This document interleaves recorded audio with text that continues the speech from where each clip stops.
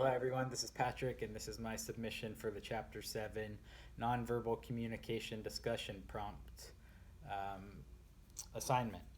Number one, to describe a time when you noticed that a nonverbal cue was different than your culture. I think Hawaii, when I first moved to Hawaii, and I was 22 years old, is a great example of this. I grew up in South Carolina, and one of the first things I noticed when I moved to Hawaii was how when you met and embraced somebody of the opposite sex for the first time, or if you were familiar with them, you would give them a hug and a kiss on the cheek.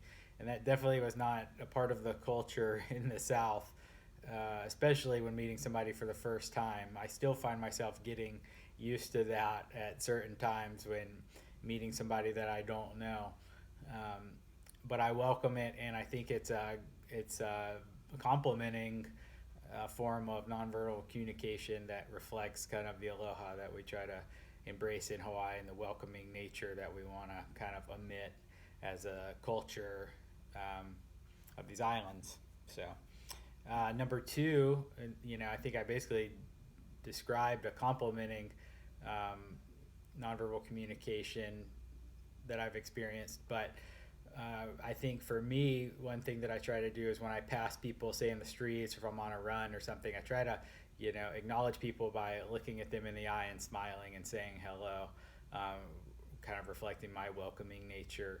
So it's just a technique of nonverbal communication that I try to really emit to people as I pass by, just to bring positivity and, acknowledging that they're here and I'm here, and we're, even if just for a brief moment, being in the presence of somebody else and welcoming them.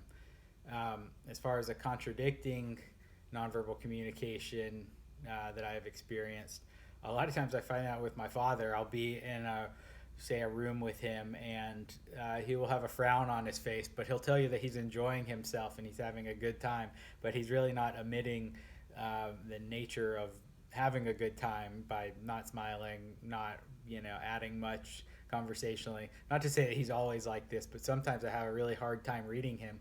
It's because he's giving contradicting nonverbal cues and verbal communication cues. So it's a challenging thing to really know what a person is thinking when they have varied contradicting nonverbal cues and verbal cues. So that is my submission. Hope everybody has a good week. Aloha.